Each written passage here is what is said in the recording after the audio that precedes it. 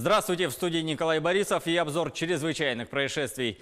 25-летняя жительница Мирного лишилась 60 тысяч рублей, попав на удочку мошенников. По словам потерпевшей, незадолго до инцидента она увидела в социальной сети Instagram рекламу интернет-магазина компьютерной и цифровой технику.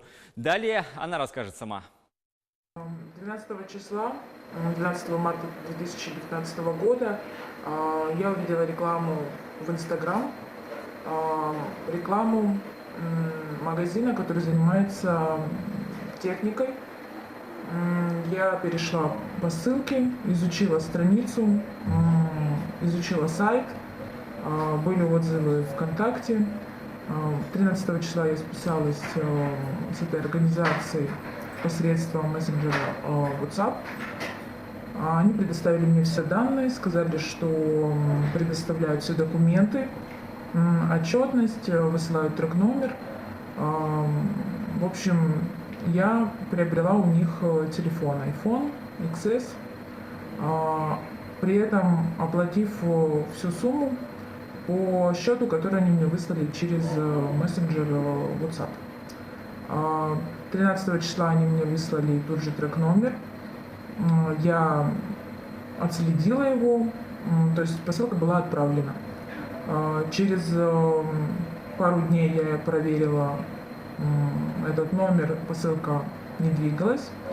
Еще спустя несколько дней, это было 18 число, я проверила также трек-номер, посылка оставалась на месте. И 19 числа я написала этим людям в WhatsApp, они мне ничего не ответили. При этом я поняла, что меня просто заблокировали во всех группах, это в Инстаграме, ВКонтакте, и телефон, который был указан на сайте, не отвечал, включался автоответчик. После чего я поняла, что меня обманули, и я обратилась в полицию. Уважаемые граждане, чтобы не стать жертвой махинаций интернет-мошенников, необходимо совершать покупки только на надежных и достоверных сайтах. Помните, что чрезмерное занижение стоимости товара относительно среднерыночного показателя – это один из первых признаков мошенничества. Будьте бдительны и не дайте себя обмануть мошенникам.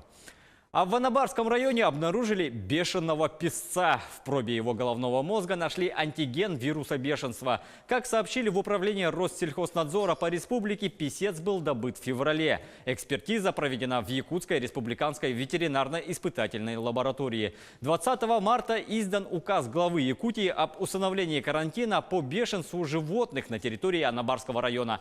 Согласно тексту указа, в районе запрещается проведение мероприятий с участием собак и кошек, вывоз продукции охоты, торговля домашними животными. Ограничительные меры будут действовать по истечении 2 месяцев со дня последнего случая заболевания животных бешенством.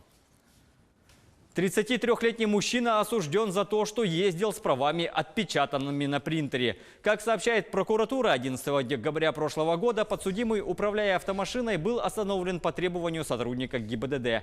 Водитель предъявил заведомо подложное водительское удостоверение на имя другого человека. Проведенной экспертизой установлено, что бланк удостоверения не соответствует требованиям и изготовлен при помощи струйного цветного принтера. Поддельные права злоумышленник приобрел по объявлению в интернете, заплатив за него 30 тысяч рублей. За это и был оштрафован в суде на еще 20 тысяч. В якутской исправительной колонии номер 1 проведен турнир по настольному теннису среди осужденных. В нем приняло участие более 20 человек.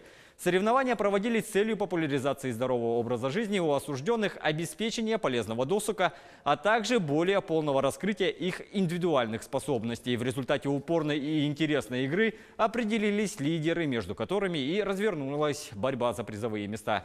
Они были награждены грамотами и подарками.